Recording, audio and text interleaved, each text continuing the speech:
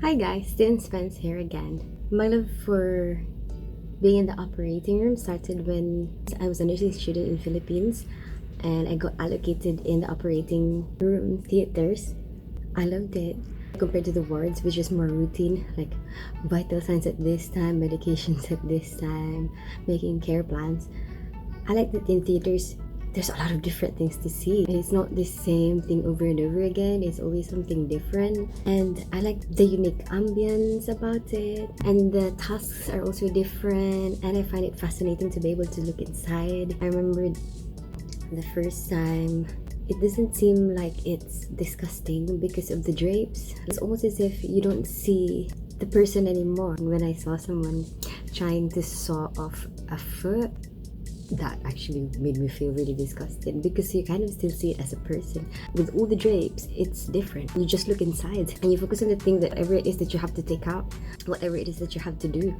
I have been exposed to theaters in the Philippines as a student and also as a registered nurse. I had to complete a certain number of cases of deliveries, cord dressing for babies after they get delivered, scrubbing for different cases. We have to complete all of those things, so we had to be allocated in the operating theaters. Since then, I knew that operating theaters is where I really want to be.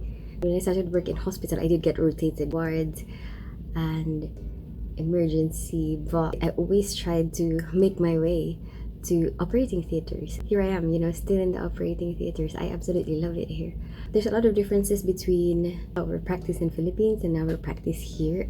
Some of the instruments are different. A lot of them are very similar, have the same names. In the Philippines, we had a minor tray and a major tray, and that's it. If it's a minor case, you use a minor tray.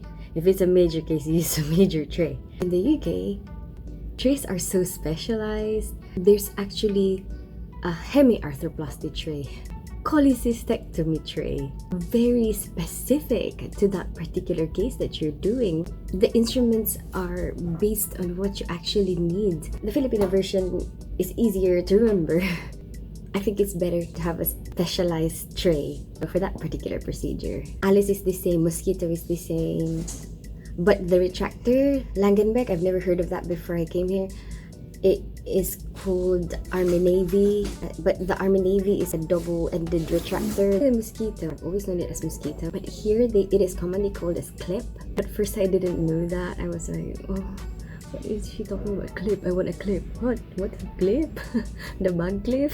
When I was new, I was in day surgery unit and we do max fax, a lot of minor surgeries, and our max fax cases, it's basically teeth, pull out teeth, mostly for pediatrics. So they put the kids to sleep and then pull out some teeth or do some exposure and bonding. Those are the common things that they would do there. Sometimes they would need a bite pack when the patient leaves to help stop the bleeding if there's any. But this bite pack, they call it as takeaway. Takeout is our Filipino version. We will take out food. Here they call it takeaway. I was like, takeaway? What is a takeaway? What does it mean? Is she hungry?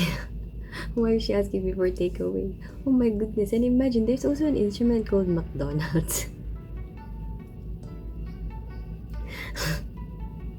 McDonald's takeaway. In the Philippines, what we had to do, we brush our hands 3 times with 3 different brushes. For night shifts, because it's not a busy time, we'll have like this big gauze, and we'll cut them up, pack them, and then wrap them in paper and put autoclave tape.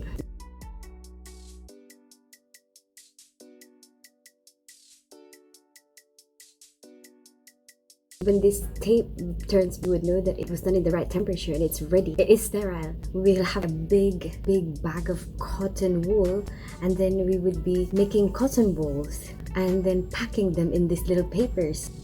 Oh my goodness. Yeah.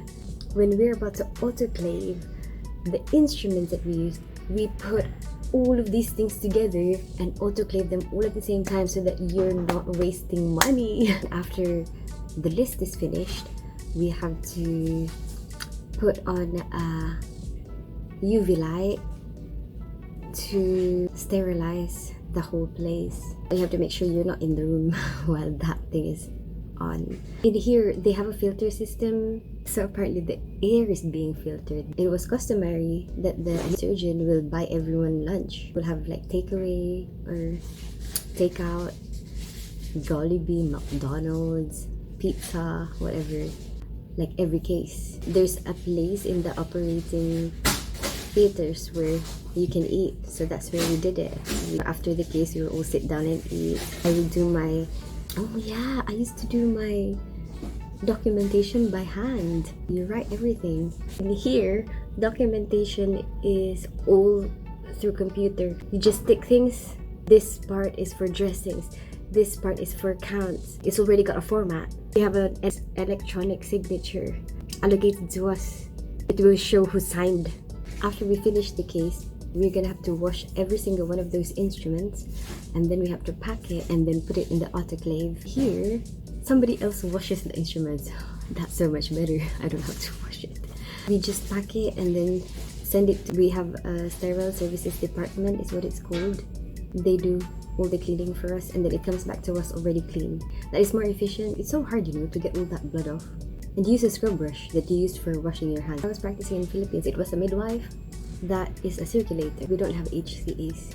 That time, I don't know if they have that now. HCAs, which is healthcare assistants. Here, your routine is, after you finish the case, send off the tray, and then mop the floor, damp dust everything with universal wipes, which kills 99.9% of microorganisms.